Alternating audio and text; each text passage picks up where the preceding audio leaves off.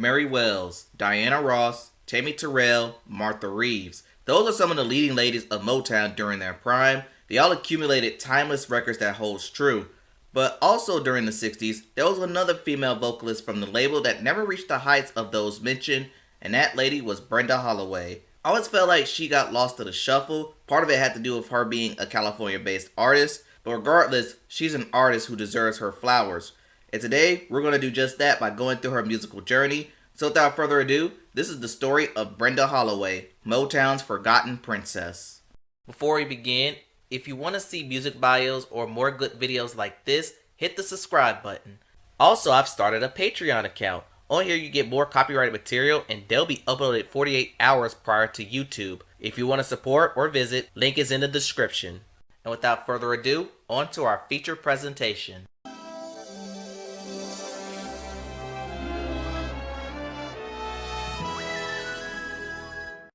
Brenda Holloway was born on June 21, 1946 in Atascadero, California. By the age of 2, her family moved to Los Angeles in the Watts neighborhood. At an early age, music became a part of her life as she took up violin and flute lessons. Like most musicians from those times, she got her vocal ability from the church. When Brenda was an early teen, she and her sister Patrice started picking up gigs as background singers, one of them being an early rendition of The Whispers. At the age of 16, she recorded her first single, Hey Fool.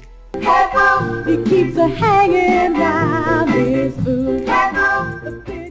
She then joined California's label Delphi Records, the same label that housed Ritchie Valens. Brenda would team up with producer Hal Davis, and with Ed Cobb on songwriting, she recorded the song Every Little Bit Hurts.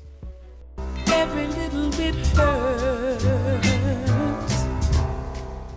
In 1963, Brenda would often work closely with Hal Davis, but one day, Hal Davis was hosting a DJ convention in LA's Coconut Grove, and one of the attendees was Berry Gordy, the owner of Motown Records. Brenda was lip-syncing a Mary Wells tune, You Beat Me to the Punch, at the party, and Berry Gordy noticed her instant beauty.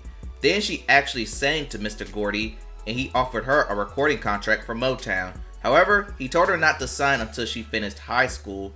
Once she finished, Brenda Holloway officially signed to Motown Records, and with this she became Motown's first West Coast signing. She was asked to move to Detroit so she could be closer to the label, but with Brenda still being a teenager at the time, she opted to stay in LA. So Berry Gordy started to build the first few offices in Los Angeles.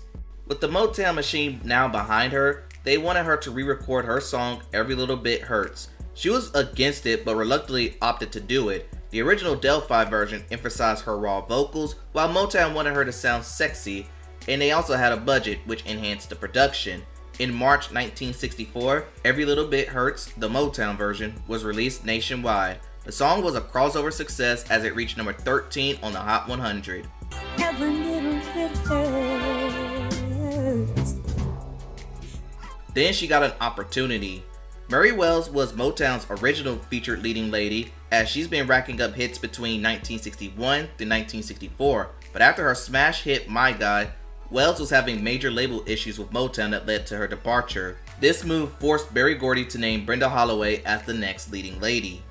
This move was emphasized when she started to work with Smokey Robinson of The Miracles and Mary Wells' main songwriter. Smokey had a ton of songs intended for Mary Wells, but since she left, those songs were given to Brenda Holloway. One of those songs was When I'm Gone. The song reached number 25 on the Hot 100. What are you gonna say to your friends when you come around town again? With 2 hits under her belt, she was booked to perform at the Motown Revue. She even opened up for the Beatles in their acclaimed Shea Stadium concert. Her next notable single, Operator, a song that was originally recorded by Mary Wells, and of course written by Smokey Robinson. While it showed minor success on the charts going number 70, it was another vocal masterclass by Brenda Holloway. Operator, operator.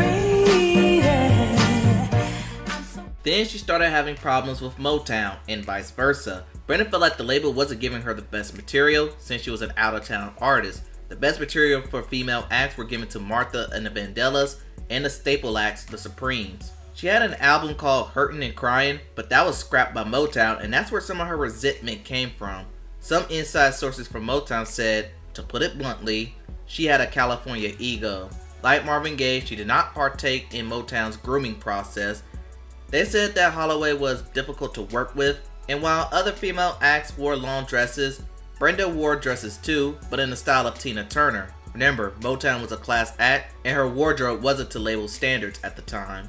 But back with the music, in 1967 she released the single, Just Look What You've Done, but it was a minor success, but a success nonetheless.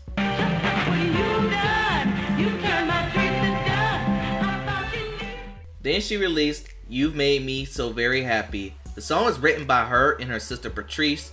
Barry decided to change a few words and notes to the composition, thus giving him a songwriting credit. The song reached number 39 on the Hot 100.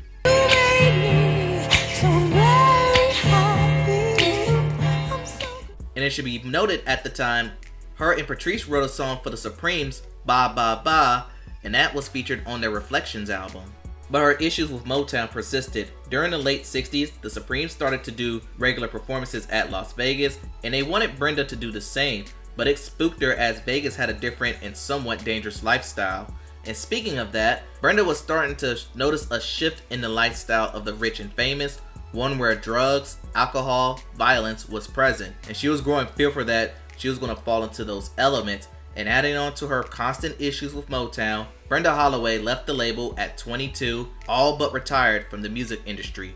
She retreated back to LA and married a pastor named Albert Davis and have 4 children. But her issues with Motown still continued even after she left. Her song You've Made Me So Very Happy was covered by the band Blood, Sweat, Tears, and that version reached number 2 on the Hot 100. And since Gordy gave himself a songwriting credit, he kept most of the financial reward that song gave him, giving little to Brenda, and in this case Patrice too. Brenda Holloway sued Berry Gordy for monetary reasons. She would win the suit and was paid her royalties from the song. I did say she retired from the music industry by the late 60s, but that wasn't entirely true. She found work as a background vocalist for Joe Cocker and Barry White. Also, she joined forces with former Motown producers Holland Dozier Holland on their label Invictus. And it should be also noted for Patrice, she gained work providing the singing voice for Valerie on the Hanna-Barbera cartoon show Josie and the Pussycats, becoming one of the first African-American voice actresses in television. In 1980, she returned to music, this time as a gospel artist. She released the album Brand New, and she had this to say: I was just religious, but I wasn't really known about God. Had I really known God, I would have never stopped singing. I would have pursued my gift. There's a passage in the Bible that says that when God gives you something, you are to invest in that and make that bring more. For 18 years, I sat in a church. I did everything that they told me to do, and I was miserable. Now that I understand that as a Christian, you've got to be using what you have. You can't be afraid. I was afraid to use my talent.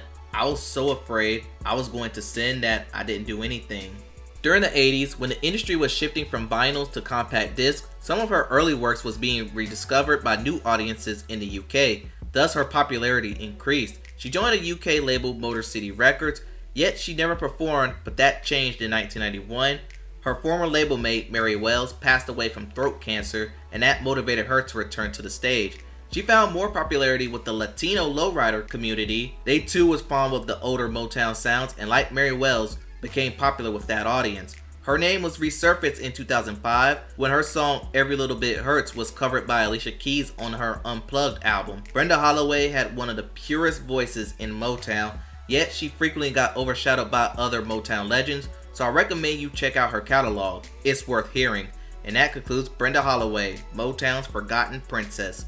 Tell me what y'all think in the comments below. Please hype, like, comment, and subscribe to the channel. Thanks for watching, and I'll see you next time.